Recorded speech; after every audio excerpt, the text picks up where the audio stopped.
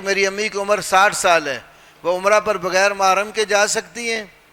بات یہ ہے کہ کوئی بھی عورت خاص 60 سالہ ہو یا 30-40 سالہ ہو یا اس سے چھوٹی یا بڑی ہو، جو عورت ہے محرم کے بغیر وہ سفر نہیں کر سکتی. اور اس عمر میں محرم کی زیادہ ضرورت ہوتی ہے. ساتھ محرم آدمی کا کام ہے وہ اپنی اس کی محرمہ عورت ہے، اس کے حالات واقعات، اس کا دفاع، اس کی ضروریات، اس کی چیزوں کا خیال کرے. میں نے خود اب وہاں حرم میں کتنی ایسی خواتین کو دیکھا بڑی عمر کی ہیں، چلی جاتی ہیں قافلوں میں، وہاں جا کے پتہ نہیں ہوتا، گم جاتی ہیں، کئی دن ملتی نہیں ہیں.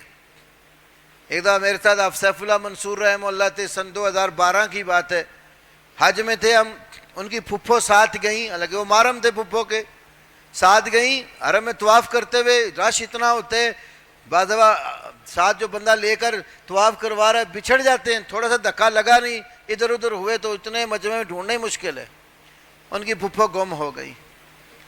3 دن لگاتار ہم جتنے دوست احباب تھے ہم تلاش کرتے رہے، وہ ہمیں نہیں ملی.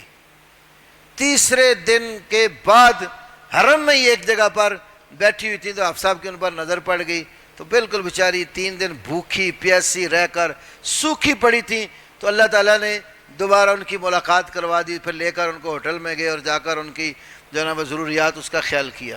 اللہ نے ایسے ہی محرم کی قید نہیں لگائی. عورت فطرتاً کمزور ہے، اس کو قوی سہارا چاہیے، اور اس کا سہارا اس کا محرم مرد ہوتا ہے. بخاری میں حدیث ہے کتاب الحج میں، رسول اللہ صلی اللہ علیہ وسلم کے ایک صحابی نے کہا یا رسول اللہ انی اکتتبت فی غزوۃ فلاں و فلاں، فلاں فلاں غزوے میں میرا نام لکھا جا چکا ہے اور میری بیوی حج کو نکل رہی ہے. آپ نے صحابی کو غزوے سے چھٹی دے دی جس میں نام لکھا جا چکا تھا، جہاد کے لیے بھیجا جا رہا تھا. جب امیر المومنین مسلمان شخص کو جہاد کے لیے معین کر دیتا ہے اس کے اوپر جہاد فرض عین ہو جاتا ہے. اذا استنفرتم فانفروا، یہ بھی بخاری کی حدیث ہے. جب نکلنے کا حکم دیا جائے تو نکلو، یہ حکم ہے.